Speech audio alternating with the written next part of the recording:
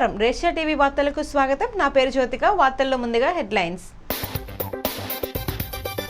రాష్ట్ర పంచాయతీరాజ్ సవరణ బిల్లుకు ఆమోదం. అసెంబ్లీలో ప్రవేశపెట్టిన మంత్రి కందుల దుర్గేష్.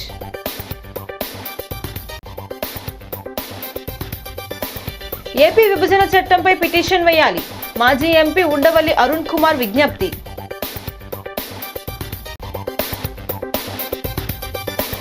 కేబుల్ రమణ సేవలు చిరస్మరణీయం. వర్ధంతి సందర్భంగా సీతంపేటలో ఘన నివాళులు.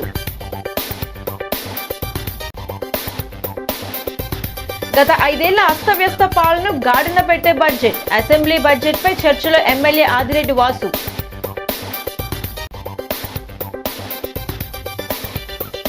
రాజమండ్రి జిల్లా కోర్టుకి బాంబు బెదిరింపు. బాంబు స్క్వాడ్ తనిఖీలు చేపట్టిన పోలీసులు. ఇక డీటెయిల్స్ చూస్తే, శాసనసభలో ఆంధ్రప్రదేశ్ రాష్ట్ర పంచాయతీరాజ్ సవరణ బిల్లు 2026కు ఏకగ్రీవ ఆమోదం లభించింది. ఉప ముఖ్యమంత్రి, పంచాయతీరాజ్, గ్రామీణాభివృద్ధి శాఖ మంత్రి కొణిదెల పవన్ కళ్యాణ్ తరపున పర్యాటక శాఖ మంత్రి కందుల దుర్గేష్ ఈ బిల్లును ప్రవేశపెట్టారు. డిప్యూటీ స్పీకర్ రఘురామకృష్ణరాజు అధ్యక్షతన జరిగిన ఈ సమావేశంలో సభ్యులందరూ బిల్లును స్వాగతించారు. బిల్లులోని ముఖ్యాంశాలు కందుల దుర్గేష్ సభకు వివరించారు.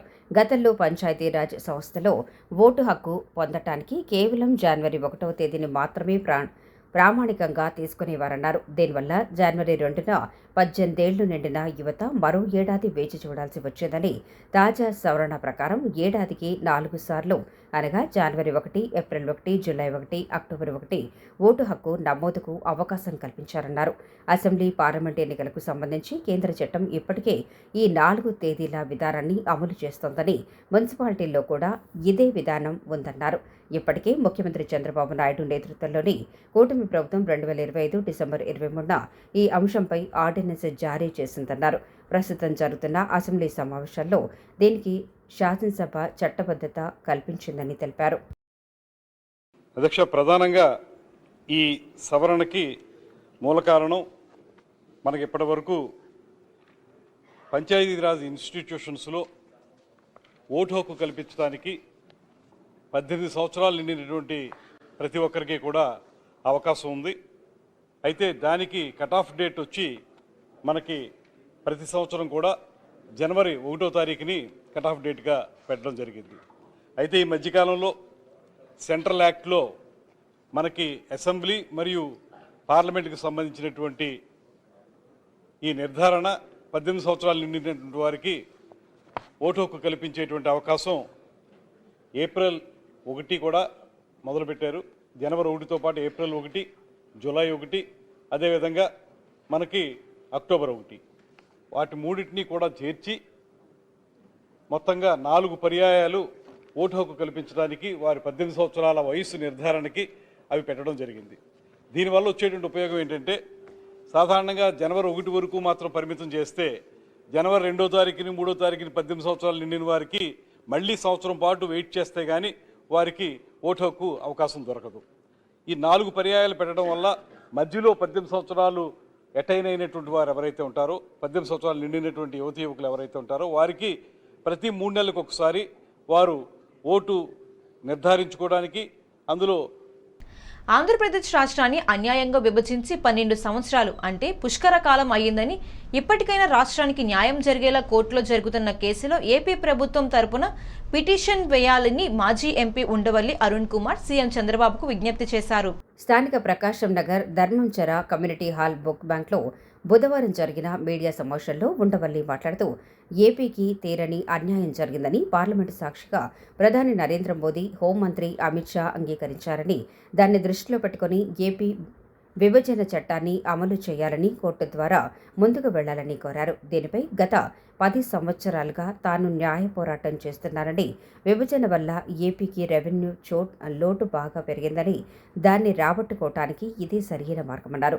దీనిపై సీఎం చంద్రబాబు, ఉప ముఖ్యమంత్రి పవన్ కళ్యాణ్కు తాను లేఖలు రాశారని వెల్లడించారు. 2 రాష్ట్రాల సీఎంలు చంద్రబాబు, రేవంత్ రెడ్డి కేంద్రం మధ్యవర్తిత్వం ద్వారా చర్చించుకుంటే చాలా సమస్యలు పరిష్కారం అవుతాయన్నారు. సుమారు ఏపీకి 70 నుంచి 80 వేల కోట్ల వరకు ఆదాయం వచ్చే అవకాశం ఉంటుందన్నారు. మాజీ మంత్రి అంబటి రాంబాబుపై రాష్ట్ర ప్రభుత్వం కక్ష సాధిస్తున్నట్టుగా కనిపిస్తోందని వ్యాఖ్యానించారు. తిరుమల లడ్డూ కల్తీ జరిగిందని, అయితే 10 కొవ్వు గొడ్డు మాంసం కొవ్వు కలపలేదని మాత్రమే తాను చెప్పానన్నారు. కల్తీ చేసిన దోషులను చట్టపరంగా శిక్షించాలని కోరారు. నేను చెప్పిన మాటల కన్నా పెద్ద మాటలతోటి లోక్సభలో, రాజ్యసభలో 2 సభల్లోనూ చాలా గట్టిగా చెప్పారు. నేను అవి కూడా వెంటనే తీసి కోర్టులో వేశాను. అందుకని మీరు వాళ్ళు ఎవరన్నా ఫీల్ అవుతారేమో, మన రిలేషన్స్ పాడవుతాయేమో అనుకోకలా. వాళ్ళు అన్న మాటలను బట్టే మీరు వెళ్ళండి. కానీ దీనివల్ల ఏంటంటే అపరిష్కృతంగా ఉన్నటువంటి అనేక సమస్యలు, ఇప్పుడు మనం ఏమి ఆంధ్ర తెలంగాణ కలిపేయండి అన్నది కూడా మనం ఇన్సిస్ట్ చేయట్లే. కనీసం అందులో ఏపీ రియార్గనైజేషన్ యాక్ట్లో ఏవైతే పెట్టారో అది ఫుల్ఫిల్ చేయవలసిన బాధ్యత కేంద్ర ప్రభుత్వం మీద ఉంది. పార్లమెంట్లో క్వశ్చన్కి ఆన్సరే చెప్పేశాడు, మాకేం లేదండి మధ్యవర్తిత్వం, మేము మిమ్మల్ని అడగగలం తప్ప ఇది చెయ్యాలి అని మేము అనలేమని. అంటే ఈ యాక్ట్ ఇంప్లిమెంట్ చేసే పవరు కేంద్రానికి ఉందా, రాష్ట్రాలకు ఉందా? పార్లమెంట్లో చేసిన యాక్ట్. ఇటీవల ఏదో డీలిమిటేషన్ మీద సబ్జెక్ట్ వస్తే ఆ సబ్జెక్ట్లో కూడా కేంద్ర ప్రభుత్వం, మన సుప్రీంకోర్టు వారు క్లియర్గా చెప్పారు. ఏమనంటే నిజమే, ఇన్నేళ్ళు అయిపోయింది, వాళ్ళ కోరికలు ఏం తీరట్లేదు, వీళ్ళు కోర్టుకు రావడం సమంజసమే, కానీ కాశ్మీర్తో దీన్ని పోల్చడం కరెక్ట్ కాదు. కాశ్మీర్లో డీలిమిటేషన్ ఎలా చేస్తున్నారండి? ఆంధ్ర తెలంగాణలో ఎందుకు చేయట్లేదు? ఆంధ్ర తెలంగాణలో చేయాలని డైరెక్ట్గా యాక్ట్లోనే పెట్టారు సెక్షన్ 26లో. మాకు చేయకుండా కాశ్మీర్కి ఒక్కదానికి ఎలా చేస్తున్నారని అడిగినప్పుడు కేంద్రం వారి సింపతి డైరెక్ట్గా అన్నారు, మీ సెంటిమెంట్ మాకు అర్థమైంది, మీ సెంటిమెంట్ అని తప్పు అని కూడా మేము అనలేము, కానీ కాశ్మీర్ వేరు, ఆంధ్ర వేరు, తెలంగాణ వేరు. ఎందుకంటే కాశ్మీర్ వాళ్ళు కోర్టుకి వెళ్ళి బోల్డ్ ఫైట్ చేశారు, మన వాళ్ళు ఎవడు వెళ్ళాడు? నేను ఎక్కడ సరిపోతాను? దయచేసి ఒక్కసారి కోర్టులో పెద్ద ప్లేయర్ని ఎవరన్నా కన్సల్ట్ చేసుకుంటే ఈ రాష్ట్రానికి మహోపకారం చేసిన వాళ్ళు అవుతారు. ఏదో అర్థం కాదు ఎందుకు మిమ్మల్ని ఇంతకుముందు ఒప్పుకున్నది. పోనీ ఇంతకుముందు అయితే కొంతమంది కొన్ని పార్టీల వాళ్ళు చెప్పారు నాకు, ఎందుగా అయిపోయింది వదిలే అయితే ఆ పార్టీలు ఎప్పుడు అధికారంలోకి రాలే. మీరు అధికారంలోకి రాకముందు, అధికారంలో ఉన్నప్పుడే చంద్రబాబు నాయుడు గారు అధికారంలో ఉన్నప్పుడే చెప్పాడు, నోనో దీన్ని వదిలే సమస్య లేదని. పవన్ కళ్యాణ్ గారు అయితే అసలు ఆయన ఆశ్చర్యపోయాడు, పార్లమెంట్ రికార్డు అంతా చదివి ఇదేంటిది ఇలా జరిగితే ఎందుకు వదిలేసాం మనం అని. సో ముఖ్యంగా ఈవేళ మాజీ కార్పొరేటర్ ఆర్యాపురం బ్యాంక్ మాజీ డైరెక్టర్ నండూరి రమణ 4వ వర్ధంతి సందర్భంగా స్థానిక సీతంపేట జంక్షన్లో ఉన్న ఆయన విగ్రహానికి డివిజన్ ప్రజలు, మిత్ర బృందం, మహిళా సంఘాలు పూలమాలలు వేసి ఘనంగా నివాళులర్పించారు. ఏపీఐఏసీ మాజీ చైర్మన్ శ్రీకాకుళపు శివరామ సుబ్రహ్మణ్యం, నండూరి రమణ కుటుంబ సభ్యులు చాకంటి ఉదయ్, సాయి సౌజన్య, మిత్ర బృందం, SN Raja, Prasadula Harinath, Buddiga Ravi, Garlapati Suryanarayana, Borusu Srinivas, Ponnada Polarao, Diddi Suribabu, Sabbisetti Rambabu, Y Umashankar, Akkireddy Nani, Gandubonia Satyanarayana, Vamsi, Buddiga Gopalakrishna, Jangaramma, Botla Suresh, Veera Govind, KD Srinu, Regulla Balasridhar, D Siva, SK Valli, Jagadish, మహిళా సంఘాల సభ్యులు ఈ కార్యక్రమానికి హాజరయ్యారు. శివరామ సుబ్రహ్మణ్యం మాట్లాడుతూ నండూరి రమణ అందరికీ కేబుల్ రమణగా చిరపరిచితమని, ఎవరికి ఏ సమయంలో ఎటువంటి ఇబ్బంది వచ్చినా నేనున్నానంటూ వారికి అండగా నిలబడేవాడిని గుర్తు చేసుకున్నారు. అందరికీ అందుబాటులో ఉంటూ కార్పొరేటర్గా ఆర్యాపురం బ్యాంక్ డైరెక్టర్ అందించిన సేవలు చిరస్మరణీయమని కొనియాడారు. ఆయన ఆశయ సాధనకు మిత్ర బృందం ఎల్లప్పుడూ కృషి చేస్తుందన్నారు.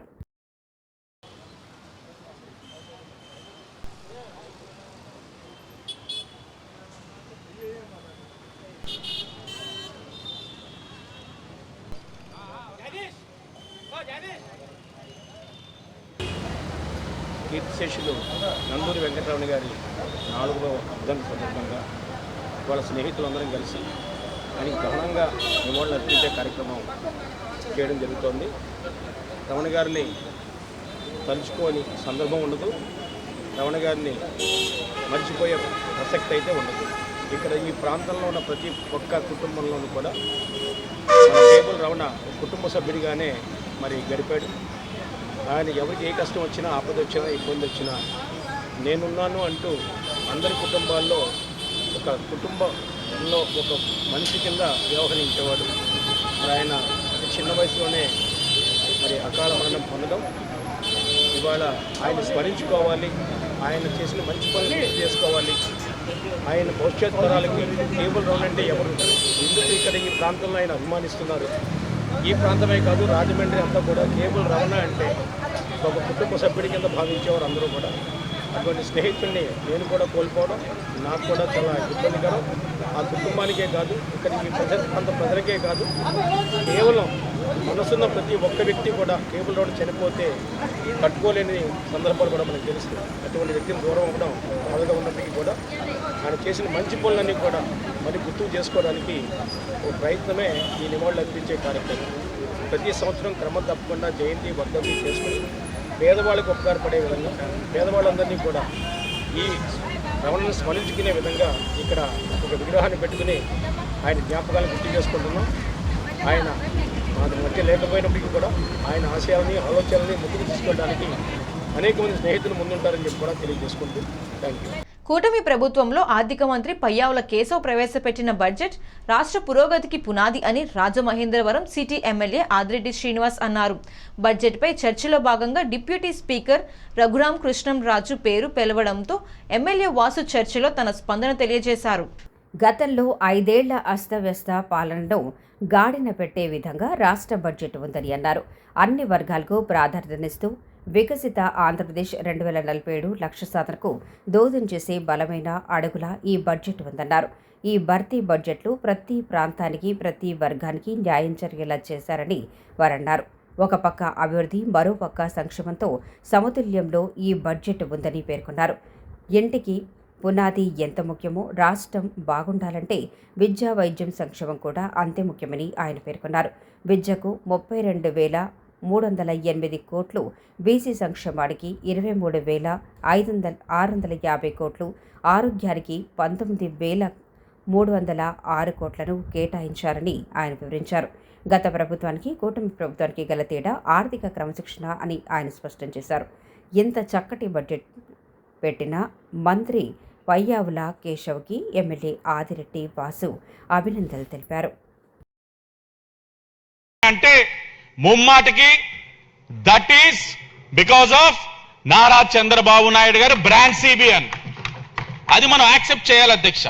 సిబిఎన్ గారి యొక్క దాతృత్వాన్ని తప్పకుండా భవిష్యత్ తరాలు సైతం గుర్తు పెట్టుకుంటారని కూడా తెలియజేస్తూ అధ్యక్ష, చివరగా అరుదైన ఖనిజాల అభివృద్ధి, హై స్పీడ్ రైల్ కారిడార్స్, పరిశ్రమల విస్తరణ, పర్యాటక రంగానికి ప్రాధాన్యత ఇవ్వడం ద్వారా ఆంధ్రప్రదేశ్లో కొత్త ఉపాధి అవకాశాలు సృష్టించడంతో పాటు రాష్ట్రానికి దక్కిన ఈ అవకాశాలను సమర్థవంతంగా వినియోగించుకోవడం ద్వారా ఆర్థిక వృద్ధి సాధ్యమవుతుంది.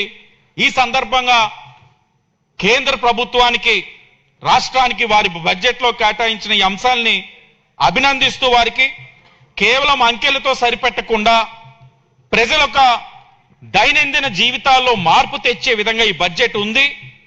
బడ్జెట్ని ఎంత లోతుగా స్టడీ చేసి రూపొందించారన్నది ఈ కేటాయింపులు చాలా స్పష్టంగా తెలియజేస్తా ఉన్నాయి. అప్పులు తగ్గిస్తూ, ఆదాయం పెంచుతూ, రాష్ట్ర పునాదులను పటిష్టం చేస్తూ రాజమండ్రి జిల్లా కోర్టుకి బుధవారం బాంబు బెదిరింపు రావడం కలకలం సృష్టించింది. ఉభయ తెలుగు రాష్ట్రాల్లోని కోర్టులో బాంబులు పెట్టామని, అవి మధ్యాహ్నం 12 గంటల తరువాత పేలుతాయని ఈమెయిల్ ద్వారా సమాచారం రావడంతో పోలీసులు అప్రమత్తమయ్యారు. ఈ సమాచారం అందుకున్న పోలీసులు bomb squad, dog squad, metal డిటెక్టర్తో రంగంలోకి దిగి జిల్లా కోర్టులోని విభాగాలను, ఆవరణను క్షుణ్ణంగా తనిఖీ చేశారు.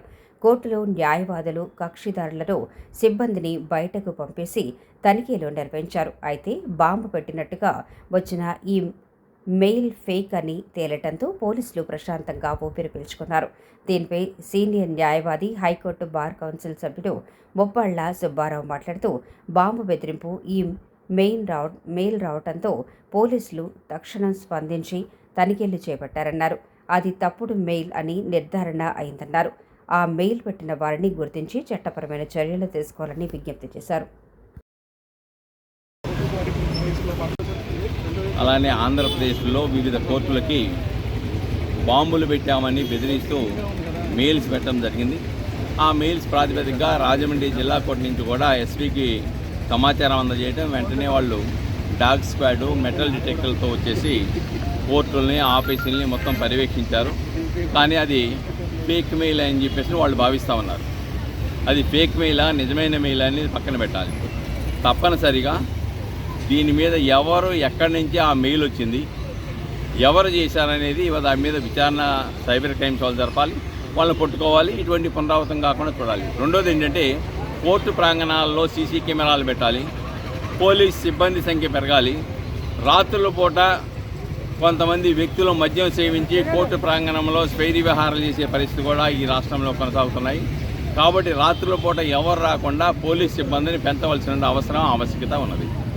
పేదల ఇళ్ల పట్టాల పేరిట 2019 నుండి 2024 మధ్య జరిగిన పంపిణీ సమగ్ర విచారణ జరపాలని బీజేపీ సీనియర్ నాయకుడు APR Chowdary, Janata Varadhi co convener Bandi Satyaprasad, జిల్లా executive member BV Ramarao, Yanapu Yesu demand చేశారు. ఈ మేరకు జిల్లా కలెక్టర్ కార్యాలయంలో జాయింట్ కలెక్టర్ మేఘా స్వరూప్కి వినతి పత్రం సమర్పించారు. చౌదరి మాట్లాడుతూ 2019-2024 మధ్య వైఎస్ జగన్మోహన్ రెడ్డి ప్రభుత్వం పేదలకు ఇళ్ల పట్టాల పేరిట జరిగిన నకిలీ పంపిణీ, భూమి చూపించకుండా ఇల్లు ఇవ్వకుండా పట్టాలు ఇచ్చి ప్రజలను మోసం చేసిందని పేర్కొన్నారు. ప్రధాని నరేంద్ర మోదీ అందరికీ సొంత ఇల్లు ఉండాలని రాష్ట్రానికి లక్షల్లో ఇళ్లను కేటాయించి వేల కోట్ల రూపాయలు నిధులిస్తే వాటిని నిర్వీర్యం చేస్తూ ఆంధ్రప్రదేశ్లో పేదవాడి ఆశలతో చెలగాటం ఆడటం దారుణమన్నారు. అధికారులు గమనించి చిత్తశుద్ధితో పేదలకు న్యాయం చేయాలన్నారు. పట్టా కాదు, నిజమైన ఇళ్లు ఇవ్వాలని డిమాండ్ చేశారు. రాష్ట్రంలో మనం అనేక ప్రాంతాల్లో అంటే స్థలాలు లేకుండా ఇచ్చేమని చెప్పి ఎవరైతే లబ్ధిదారులు ఉన్నారో వాళ్ళకి సుమారు 10-20 కిలోమీటర్లు 50 కిలోమీటర్ల దూరంలో స్థలం చూపించడానికి కూడా కాదు, అది నివాసయోగ్యం కానటువంటి భూముల్ని, అంటే ఎక్కడో లోతట్టులో ఉన్నటువంటి భూముల్ని, కొండల మీద ఉన్నటువంటి భూముల్ని, అలా లేని భూముల్ని సృష్టించి ఉన్నదని చెప్పి ఈ రకంగా ప్రజల్ని మభ్యపరిచే విధంగా గత 5 సంవత్సరాలు వాళ్ళు పరిపాలన చేశారు. ఒక్క స్థలం కూడా వాళ్ళు ఇవ్వలేకపోయారు 5 సంవత్సరాల పరిపాలనలో. కోరుకొండలో మట్టి మాఫియాను అడ్డుకున్నందుకు పోలీసుల దాడిలో గాయపడమే కాకుండా వారు పెట్టిన అక్రమ కేసులకు బలై సెంట్రల్ జైల్లో రిమాండ్ ఖైదీలుగా ఉన్న బాధిత కుటుంబాలకు స్వతంత్ర జనతా పార్టీ రాష్ట్ర అధ్యక్షులు బర్రే ఆనంద్ కుమార్ మద్దతుగా నిలిచారు. ఈ మేరకు రాజమండ్రిలో ఉన్న పార్టీ కార్యాలయంలో జరిగిన మీడియా సమావేశంలో బర్రే ఆనంద్ కుమార్ మాట్లాడుతూ రాజానగరం నియోజకవర్గంలో యథేచ్ఛగా సాగుతున్న మట్టి మాఫియాకు పోలీసులు పూర్తిస్థాయి అండదండలు అందించడంతో పాటు ఎవరైనా అడ్డుపడితే వారిని అంతమొందించడానికి సైతం సిద్ధంగా ఉన్నారని చెప్పడానికి కోరుకొండలో జరిగిన సంఘటన మచ్చుతునక అని అన్నారు.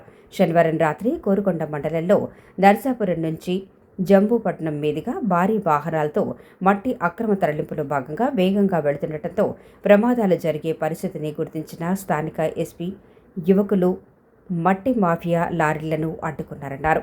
అయితే స్థానిక ప్రజలకు మద్దతుగా అక్రమాలను అరికట్టవలసిన పోలీసులు అందుకు విరుద్ధంగా మట్టి అక్రమ తరలింపు అడ్డుకోకూడదని బెదిరింపులకు పాల్పడుతున్నారని ఆరోపించారు.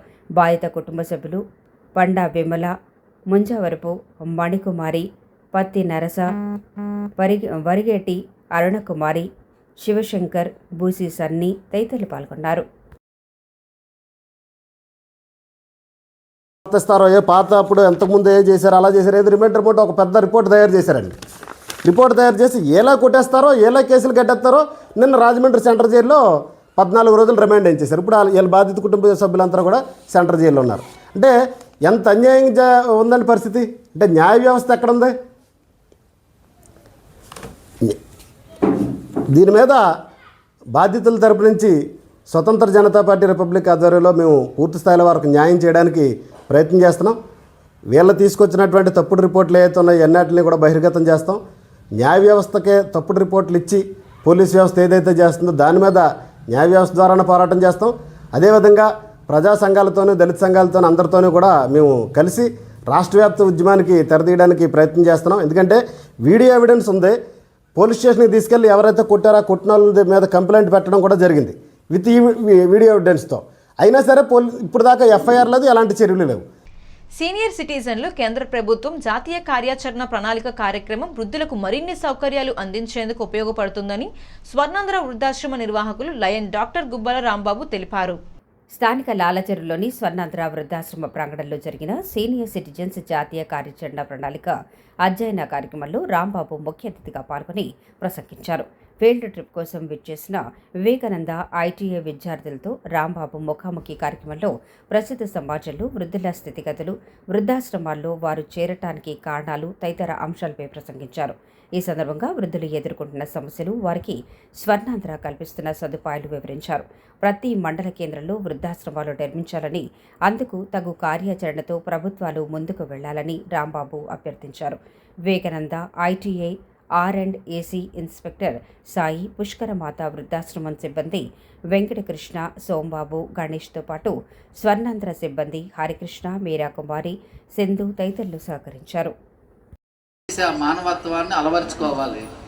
ఇక్కడ సమస్య ఏంటనేది ఈ నేషనల్ సీనియర్ సిటిజన్ పాలసీలో కూడా వృద్ధులు ఎలాంటి కొత్త సమస్యలు ఎదుర్కొంటున్నారు, ఎలాంటి సమస్యల్లో వృద్ధాప్యం ఉందని చెప్పేసి అదొక విజిట్. ఇలాంటి సంస్థలను మీరు చెప్పారు కదా, వెంకటకృష్ణ గారు చెప్పారు. ఇవన్నీ స్వచ్ఛంద సేవా సంస్థలు ఇలాంటి ఆశ్రమాలు నిర్వహిస్తాయి. ఎవరు నిర్వహిస్తారో ఎప్పుడైనా విన్నారా? NGO అనే పేరు విన్నారా? Can I know anybody can tell me the NGO abbreviation? NGO అంటే 2 అబ్రివేషన్లు ఉంటాయి. ఒకటి నాన్ గవర్నమెంటల్ ఆర్గనైజేషన్, అంటే మీకు తెలుసు ప్రభుత్వమే అన్ని పనులు చేయలేదు కాబట్టి ఇలాంటి స్వచ్ఛంద సేవా సంస్థలు సమాజంలో ఉన్నటువంటి ఇబ్బందులు గురవుతున్నటువంటి వర్గానికి కానీ, సమాజంలో ఎప్పుడైనా ప్రకృతి విపత్తులు వచ్చినప్పుడు, అలాగే అగ్ని ప్రమాదాలు, మనకి ఈ తుఫాన్లు వచ్చినప్పుడు తక్షణమే స్పందించేది ఎవరు? స్థానికంగా ఉన్న స్వచ్ఛంద సేవా సంస్థలు. ఎక్కడైనా ఒక ఇల్లు తగలడిపోతుంది అనుకో, ప్రభుత్వం వచ్చి నీళ్ళేసి ఆరుతుందా? పక్కింటోళ్ళు ఆర్పొచ్చా? పక్కింటోళ్ళు చేయాలి. సరే, మరి వాడి ఇల్లు కాలిపోయి బట్టలు లేవు, భోజనం లేదు, మంచాలు లేవు, కట్టుకునే బట్టలు లేవు, అప్పుడు ఎవరు ఇవ్వచ్చు? స్వచ్ఛంద సేవా సంస్థలు ఇవ్వచ్చు.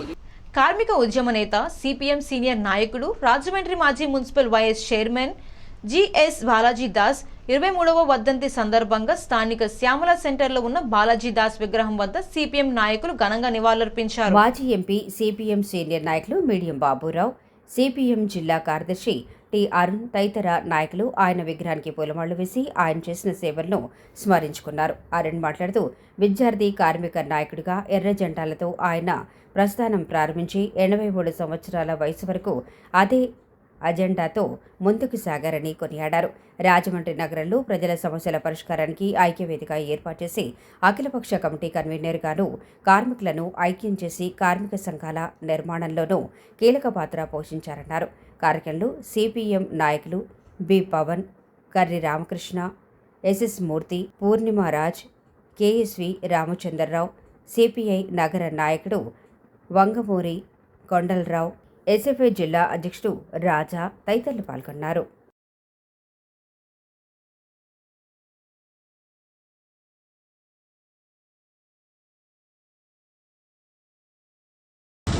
వ్యవస్థాపకుల్లో బాలాజీ దాస్ గారి ప్రముఖులు. తెలంగాణ రైతాంగ సాయుధ పోరాట కాలం సందర్భంలో ఈ జిల్లాలో అనేక మంది ఆ ప్రాంతాలకు అక్కడికి వెళ్ళి వాళ్ళు అమరులైన సందర్భంలో అట్లాంటి వాళ్ళందరికీ అండగా నిలబడి అనేక మంది కార్యకర్తల కుటుంబాలని కమ్యూనిస్ట్ ఉద్యమం వైపు నిలబెట్టినటువంటి గొప్ప దీశాలి కమిటీ జిఎస్ బాలాజీ దాస్ గారు. ఈ జిల్లాలో ఉన్నటువంటి వేలాది మంది కార్మిక వర్గాన్ని, అటు ఐఎల్టీడీ కానివ్వండి, మున్సిపల్ కానివ్వండి, పేపర్ మిల్ కానివ్వండి, ఆటో ఆ రోజు రిక్షా కార్మికులు కానివ్వండి, లేదా అల్యూమినియం సంబంధించిన కార్మికులు కానివ్వండి, ఏదో సున్నం బట్టికి సంబంధించిన కార్మికులు కానివ్వండి, ఇట్లాంటి అనేక మంది వేలాది మంది కార్మికులకి సంఘాలను ఏర్పాటు చేసి, సంఘాలను నిర్మాణం చేసి, కార్మిక వర్గాన్ని ఐక్యం చేసి వాళ్ళ హక్కుల కోసం పోరాటంలో నిలబడటంలో చాలా ప్రముఖమైన పాత్ర తమ్ముడు బాలాజీ దాస్ గారు వహించారు. యానిమల్ హస్బెండరీ వెల్ఫేర్ మెంబర్గా గడిచిన ఏడాదిలో చేసిన 14 సేవలకు గాను యానిమల్ హస్బెండరీ డిపార్ట్మెంట్ రిఫరెన్స్ మేరకు ఉత్తమ సేవలకు గాను తమ్మా రవి, రాజమహేంద్రవరం రూరల్ ఎమ్మెల్యే, మాజీ మంత్రి గోరంట్ల బుచ్చయ్య చౌదరి అభినందనలు అందుకున్నారు. ఇదే విధంగా అప్పగించిన బాధ్యతలను సమర్థవంతంగా నిర్వహిస్తూ ముందుకు సాగాలని సత్య చారిటబుల్ ట్రస్ట్ చైర్మన్ తమ్మా రవికి గోరంట్ల దిశాల్వా పూలంబాలతో చిరు సత్కారం చేసి జ్ఞాపికను బహుకరించారు. తనను అభినందించిన ఎమ్మెల్యే గోరంట్లకు ఆయన కృతజ్ఞతలు తెలిపారు.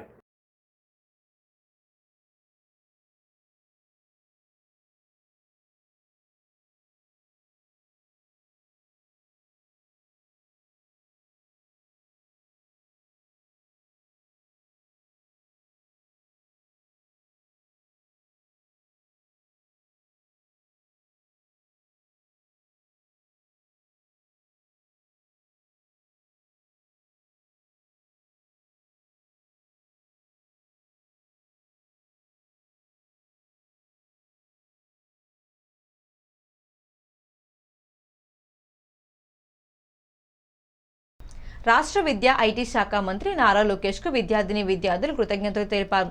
పెండింగ్లో ఉన్న ఫీజు రియంబర్స్మెంట్ బకాయిలు విడుదల చేయడంపై హర్షం వ్యక్తం చేస్తూ టీఎన్ఎస్ఎఫ్ పార్లమెంట్ జిల్లా అధ్యక్షుడు టి సాయి దీపక్ ఆధ్వర్యంలో పాలాభిషేకం చేశారు. స్థానిక పుష్కరాల రేవు వద్ద విద్యార్థులు ర్యాలీ నిర్వహించిన అనంతరం నారా లోకేష్ ఎమ్మెల్యే ఆదిరెడ్డి శ్రీనివాస్ చిత్రపటాలకు పాలాభిషేకం చేశారు. ఈ సందర్భంగా సాయి దీపక్ మాట్లాడుతూ గత ప్రభుత్వం ఫీజు రియంబర్స్మెంట్ బకాయిలు సక్రమంగా విడుదల చేయకపోవడం వల్ల విద్యార్థులు చాలా ఇబ్బందులు పడ్డారన్నారు. కూటమి ప్రభుత్వం విద్యార్థుల భవిష్యత్తును దృష్టిలో పెట్టుకుని వారికి మేలు జరగాలనే ఉద్దేశంతో ఒకేసారి 1200 కోట్ల బకాయిలు విడుదల చేయడం హర్షణీయమన్నారు. గత ముఖ్యమంత్రి జగన్మోహన్ రెడ్డి పెండింగ్లో పెట్టిన బకాయిలను కూడా నారా లోకేష్ చొరవ తీసుకుని నేరుగా కళాశాలల యాజమాన్యాల ఖాతాల్లో పడేలా విడుదల చేశారని కృతజ్ఞతలు తెలిపారు. సిటీ ఎమ్మెల్యే ఆదిరెడ్డి శ్రీనివాస్ విద్యార్థులకు ఏ సమస్య వచ్చినా అది పరిష్కరించేందుకు ఎల్లప్పుడూ ముందుంటున్నారని కొనియాడారు. ఆయన పిలుపు మేరకు టీఎన్ఎస్ఎఫ్ ఆధ్వర్యంలో విద్యార్థులతో కలిసి ఈ కార్యక్రమాన్ని నిర్వహించామన్నారు.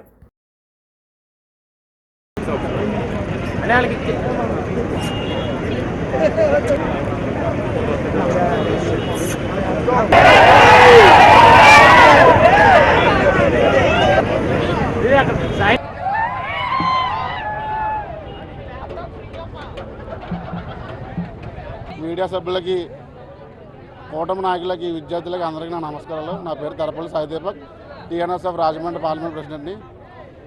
నేటి రోజున ఫీజు రీయింబర్స్మెంట్ బకాయిలు సుమారుగా 1200 కోట్ల రూపాయలని మన రాష్ట్ర విద్యాశాఖ మంత్రివర్యులు నారా లోకేష్ గారు రిలీజ్ చేయడం జరిగింది. దాని పట్ల విద్యార్థి తల్లిదండ్రులు హర్షం వ్యక్తం చేస్తున్నారు.